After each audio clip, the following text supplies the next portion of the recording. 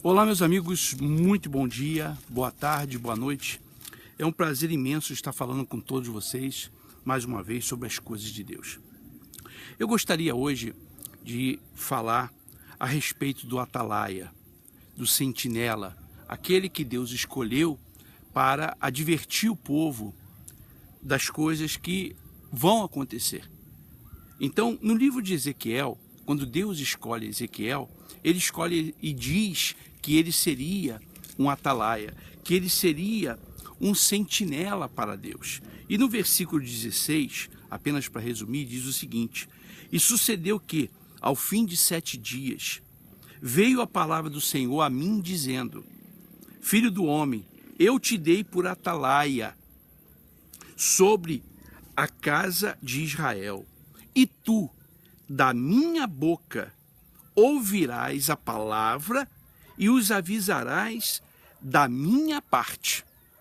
Então, Deus manda Ezequiel, ele avisar o povo, que se o povo não se convertesse, então quando viesse o juízo, aquelas pessoas que foram avisadas, elas não teriam desculpas. Mas se por outro lado, o atalaia, o sentinela, o pastor, não avisasse as pessoas e viesse o juízo, então o sangue daquelas pessoas recairia sobre o atalaia, sobre o pastor. E eu estava pensando, hoje em dia, o que a gente vê os pastores fazendo é promessas. Eles trabalham em cima de promessas. Promessas que a vida da pessoa será um sucesso da noite para o dia. E poucos são os pastores que trabalham com advertência, trabalham avisando as pessoas a causa, as consequências do seu pecado. Isso é o que a gente praticamente não vê nos dias atuais. Então, eu gostaria de avisar você, pastor, que lesse Ezequiel, todo o livro de Ezequiel, já lá no capítulo 33 também fala a responsabilidade do pastor. As pessoas estão morrendo. O mundo não vai melhorar, como eu falei e repito, as pessoas dizem que o ano de 2017 seja um ano de maravilha. Quer dizer, como será um ano de maravilha se as pessoas elas estão entregues ao pecado? Se elas estão entregues àquilo que desagrada a Deus, porque os pastores não avisam. Os pastores não falam das consequências do pecado, que é a morte e, consequentemente, o inferno. Por quê? Como eu digo e repito, isso não traz oferta, isso não dá ibope. Então é melhor trabalhar em cima de promessas, em cima de artifícios, porque fica melhor para atrair as pessoas e segurar as pessoas. Então, todos os dias tem um artifício, todo dia tem uma promessa.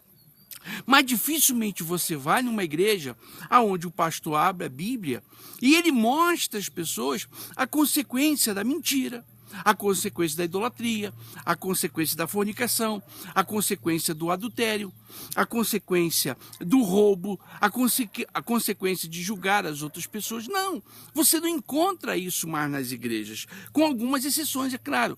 Mas a maioria das igrejas são promessas, puras promessas. Então você tem promessa que você vai ser curado de AIDS, de câncer, de paralisia, de cegueira, que você de pobre, você vai ser o homem mais rico do Brasil. Quer dizer, então, o que acontece? As pessoas, elas acreditam nessas coisas. E quando você, ou quando algum pastor, ele vai pregar sobre a salvação, como ele vai pregar sobre as consequências do pecado, esse pastor, ele fica completamente desnorteado, porque as pessoas não aceitam, as pessoas não querem esse tipo de pregação. Então, o evangelho moderno, o evangelho imediatista, o evangelho caricatura, o evangelho genérico, é esse o que funciona. É esse o que funciona, porque as pessoas gostam disso. E os pastores, então, eles encontraram no evangelho apenas de promessas, e que muitas vezes nem na Bíblia não estão, mas eles utilizam a Bíblia para pregar esse evangelho apenas de promessas. Então esse é o evangelho que funciona. Então, por que o diabo vai perseguir as igrejas? Porque quantos anos você não vê a igreja sendo perseguida aqui no Brasil? Estou falando de Brasil. Quantos anos? Você não vê o diabo perseguindo a igreja, se levantando contra a igreja. Ué, se você prega verdadeiramente o evangelho, a primeira reação do diabo é perseguição. A primeira reação do diabo é perseguição quando o evangelho ele é autêntico, quando o evangelho ele é pregado para tirar as pessoas da mão dele, do inferno. Mas, infelizmente, as pessoas não estão pregando o evangelho autêntico. As pessoas estão pregando um evangelho moderno. Então, por que o diabo vai perseguir? Se a ele gosta, ele fica satisfeito com esse tipo de evangelho. Então você vai na igreja, todo dia é uma promessa. Todo dia a sua vida vai ser diferente. Eu quero fazer uma pergunta para você. A sua vida mudou?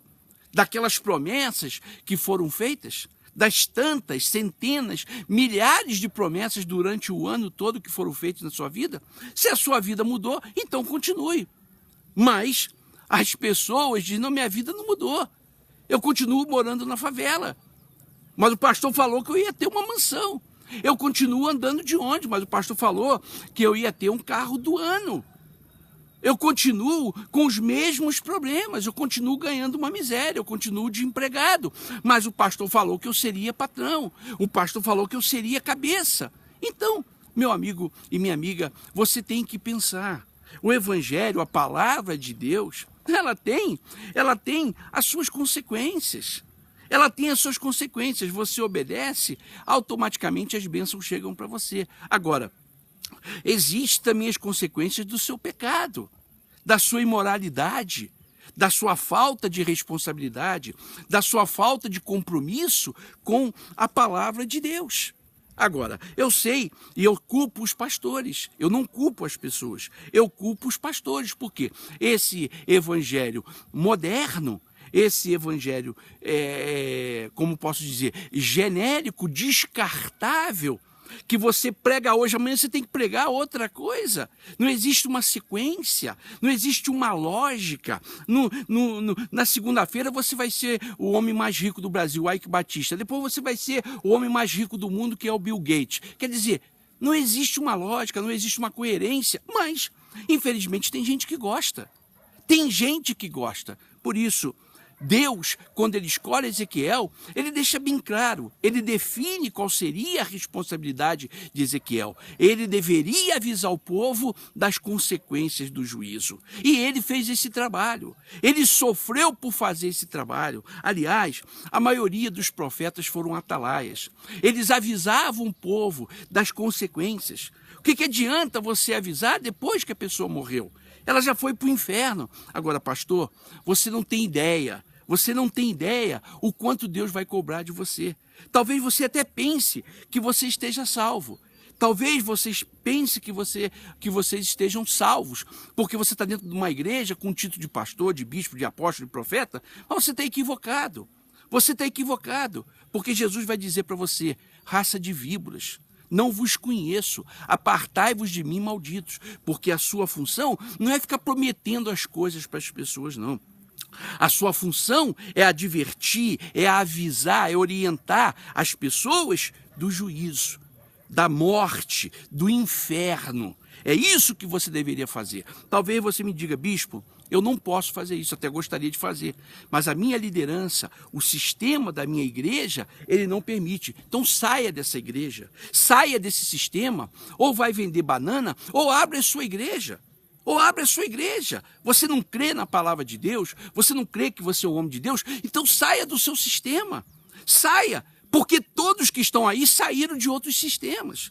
Todos os líderes que a gente vê aí saíram de outras igrejas para poder abrir a igreja deles, porque eles não concordavam com a doutrina, com a disciplina, com a orientação das suas antigas igrejas. Agora, isso não é desculpa. Você diz, eu não prego isso porque eu sou proibido, eu não prego isso porque eles vão me tirar. Não, isso não é desculpa. Pode ser desculpa para sua mulher, que gosta de ficar fazendo a unha 2 vezes por semana e que tem 2 empregadas dentro de casa. Então ela não quer que você saia dessa boa vida. Agora, não será desculpa para Deus. Você não me leva a mal não, mas não será desculpa para Deus. Nós temos a responsabilidade como atalaia. Nós temos a responsabilidade mais do que ficar prometendo coisas que não acontecem. Você sabe disso, que não acontece. Tanto não acontece que você tem que ficar prometendo todo dia. Segunda é uma promessa, terça outra promessa, quarta outra promessa, quinta é uma promessa, sexta é uma promessa. Quer dizer, cada pastor promete uma coisa. E você está numa igreja, você é muito cara de pau.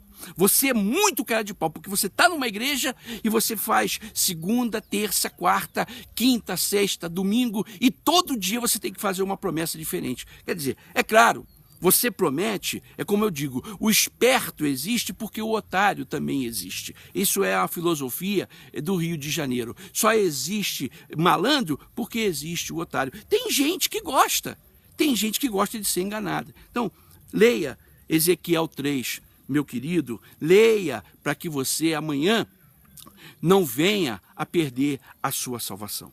Eu gostaria de terminar esse vídeo